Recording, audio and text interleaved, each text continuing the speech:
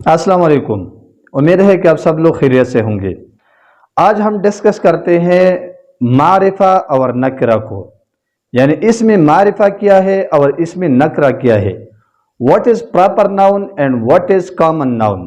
تو جی دوستو، دراصل خاص اور عام کے اعتبار سے اسم کی دو قسمیں ہیں۔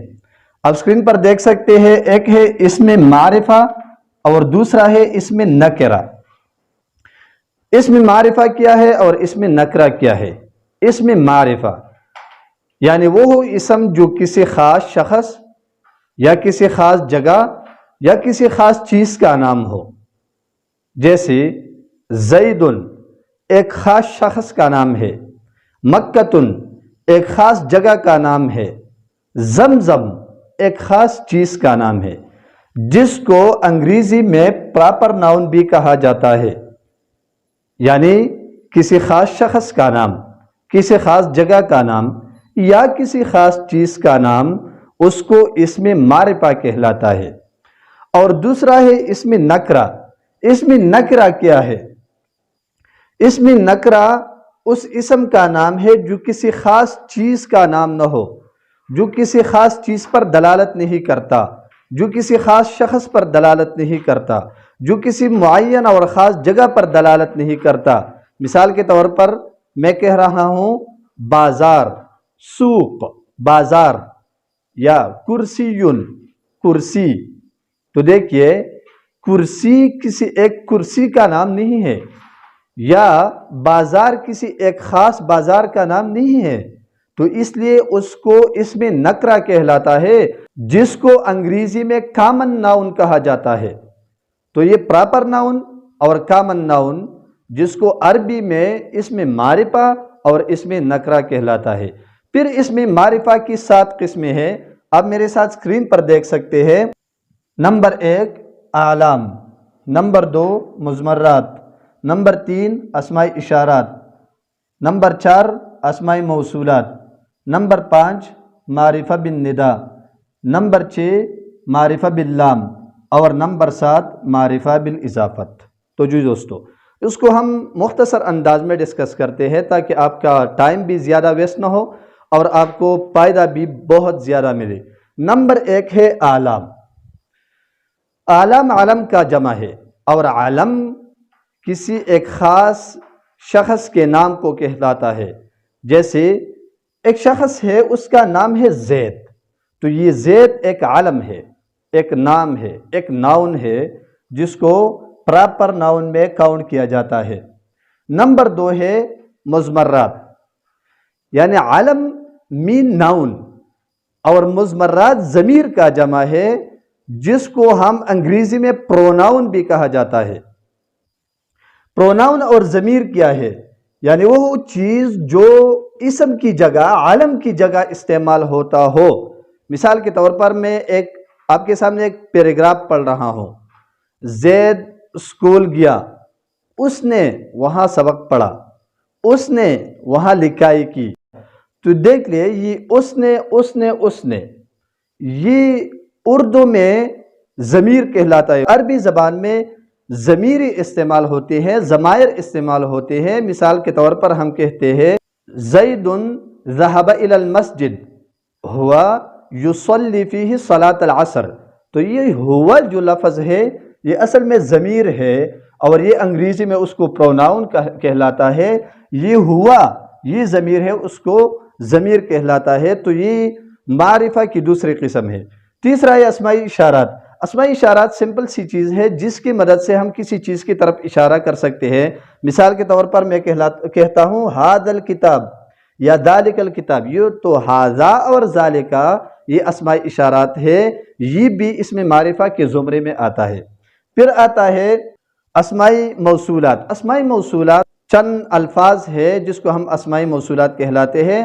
الذی، اللذان، اللذین، اللذین، اللتی، اللتان، اللتین، اللاتی، اللواتی، اسی طرح ما، من، این، ایتن وغیرہ، یہ سارے کے ساری اسماء موصولات ہے۔ یہ بھی پراپر ناؤنز ہے، یہ بھی معارف ہے۔ مثال کے طور پر میں کہتا ہوں جاء الذی ضربک، وہ شخص آیا جس نے آپ کو مارا تھا، تو یہ الذی یہ پراپر ناؤن ہے، یہ معرفہ کہلاتا ہے۔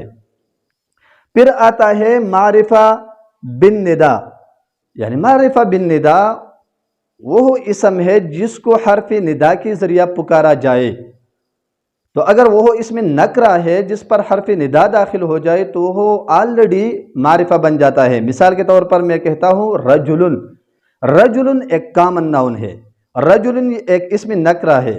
اگر میں اس رجل پر حرف ندا داخل کروں اور میں ایسا کہوں کہ یا رجلو، تو یہ رجل آٹومیٹکلی کامن ناؤن سے پراپر ناؤن کی طرف کنورٹ ہو گیا، یہ اس میں معرفہ بن گیا، تو اس کو ہم کہلاتے ہیں معرفہ بالندا۔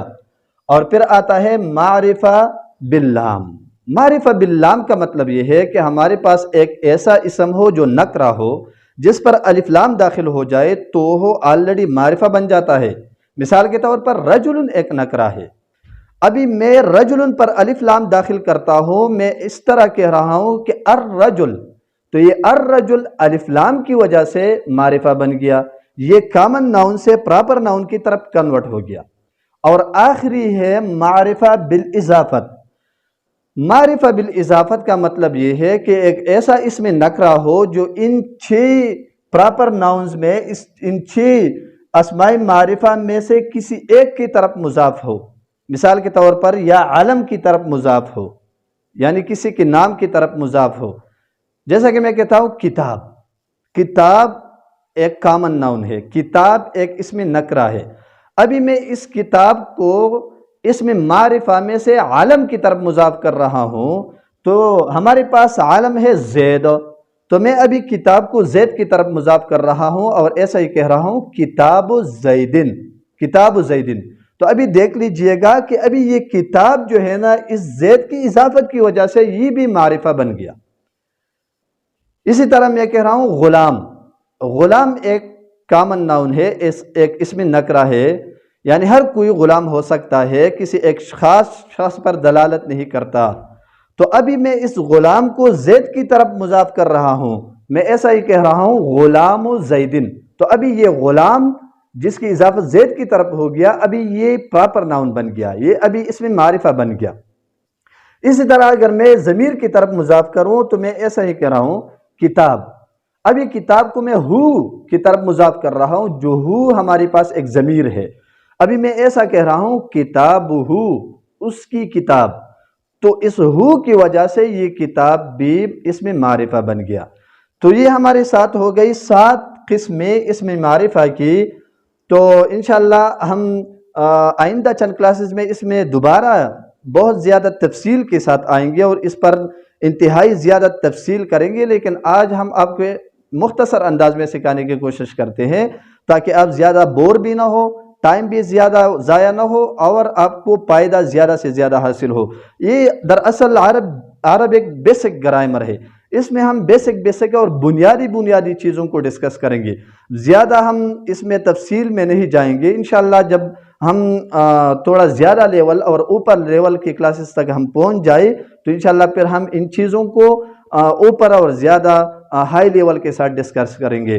تو انشاءاللہ آج کے لیے اتنا ہی کافی ہے۔ امید ہے کہ ویڈیو اچھی لگی ہوگی، اگر ویڈیو اچھی لگی ہے تو پلیز لائک کر دیجئے گا اور اپنے دوستوں کے ساتھ شیئر کر دیجئے گا۔